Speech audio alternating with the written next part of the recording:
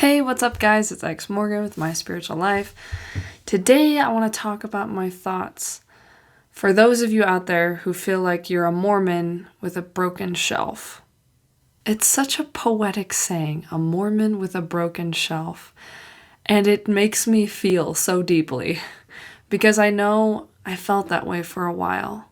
Like, I couldn't believe the church was 100% true anymore, but I also felt like I couldn't leave. And that is a freaking terrible situation to be in, let me tell you. It's just such a confusing and lonely spot to be in. So my heart goes out to any of you who feel like you fit into that scenario or did fit into that scenario at one point. I remember when I started finally having doubts, or I guess I really finally admitted that I was having doubts, and it was February of 2018. I remember thinking, I felt like a failure for having doubts. And that sounds silly to say maybe, but that's legit how it feels. Because when you're taught your whole life that this is the true church and anyone who leaves is wrong, then you feel pretty crappy when you feel like you are not having enough faith. I remember how guilty I felt even expressing that I had doubts and just how wrong that felt. And I remember thinking God would probably be mad at me for even expressing how I really felt. It was scary. It was confusing. It was lonely. It was really, really hard. And man, I do not miss that time at all. A little background for those who aren't familiar with my story. About this time in my life, I was pregnant and about to have our first child, and my husband had already left the church. He wasn't attending and he didn't believe. I remember after I started expressing all my doubts, I kept telling myself, it's okay because I'm going to figure it all out and then I'm going to become the best Mormon ever. And I'm going to be stronger than I was before. And yet, the more I tried to figure the church out, the more I tried to figure God out, the more confused I got. It was just terrifying. I remember I got to that point where I felt like I was a Mormon with a broken shelf. And it was like I mentally firmly planted myself on the fence because being on the fence felt safer than making a decision. Even though sitting on the fence was highly uncomfortable, it still just felt better than making a decision that I felt like would probably be wrong. I remember at that point feeling like I was afraid that the church wasn't true, legitimately afraid that that was a possibility, and also afraid that it was true. Because I had learned so much at that point and my perspective of God had shifted so much that I was afraid that it was true because I realized my heart wasn't totally in it anymore. And if it were true, then I would have to fake it forever. I felt like I was in an impossible situation at that point because I felt like I should go to church because I would feel guilty if I didn't go.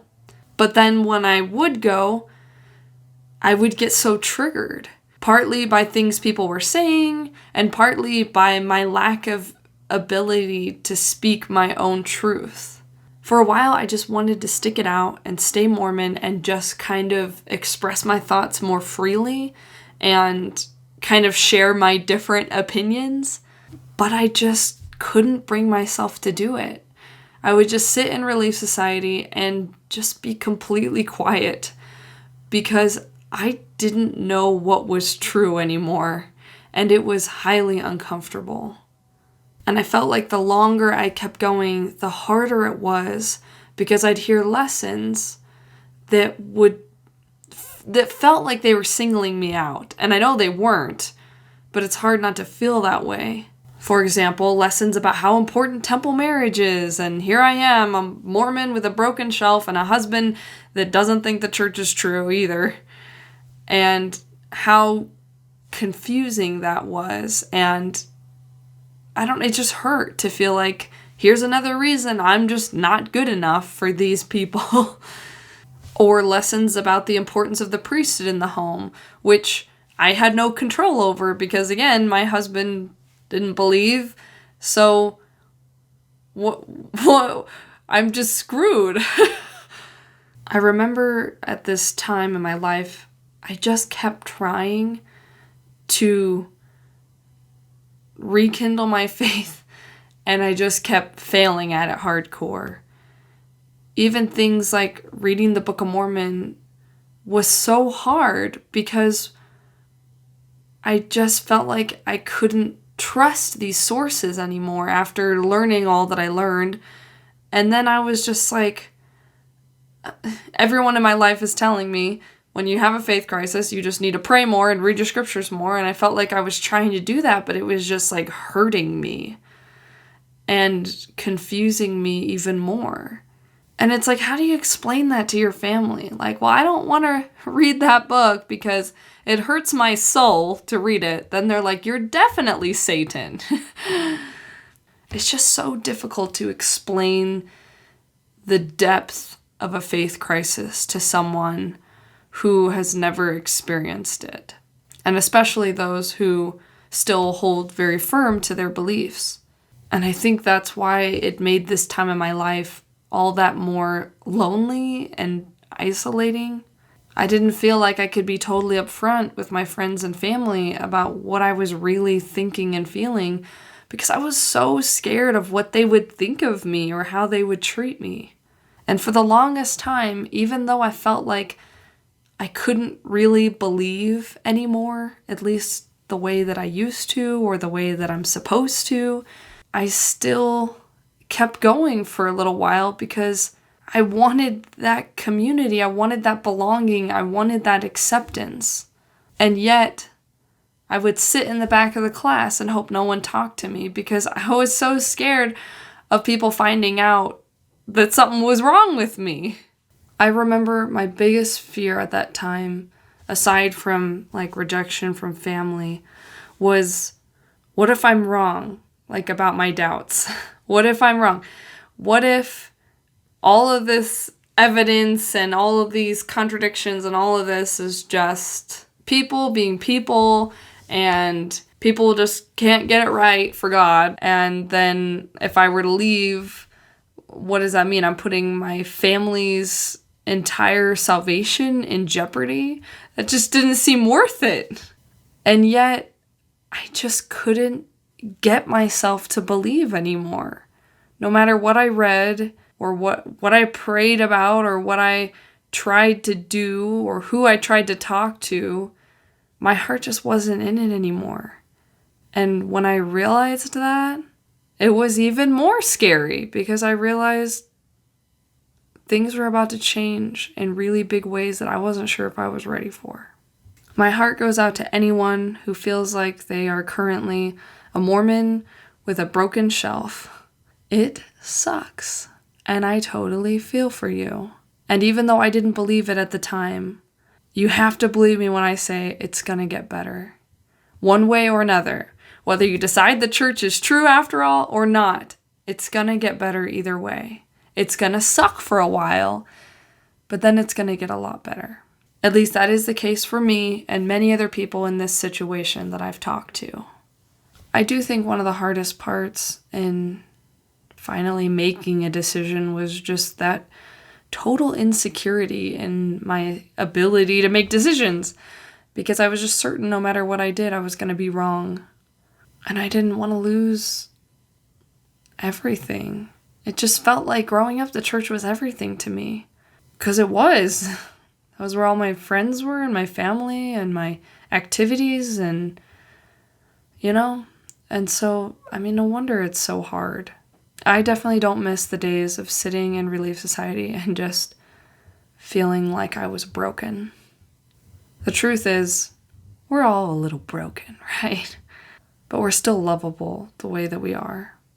And I just want to let each of you know that no matter what you believe, you deserve to be happy.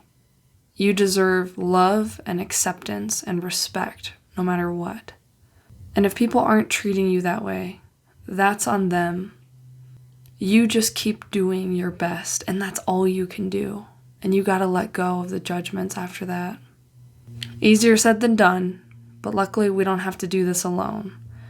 I know for me personally, I have found so much support and love and acceptance in the ex-Mormon community, and I hope that you're finding that as well. If you feel like you're a Mormon with a broken shelf, you are not alone. Don't give up hope that things will get better, because they will. The last thing I want to talk about today is that I have a free upcoming online class that I'm doing with my business partner, Angie Monco from Harmony Harbor. She's actually coached with ex-Mormons, ex-Jehovah's Witnesses, ex-Scientologists, ex-Catholics. She knows it all. The class we're putting on is an online interactive class where we'll be on Zoom so everyone can see everyone and hear each other's stories. And it's called What to Expect During Your Faith Transition and 3 Pitfalls to Avoid. This class is going to be November 20th at 4 p.m. Mountain Standard Time, and it's free. You can sign up right now. There's a link in the description below.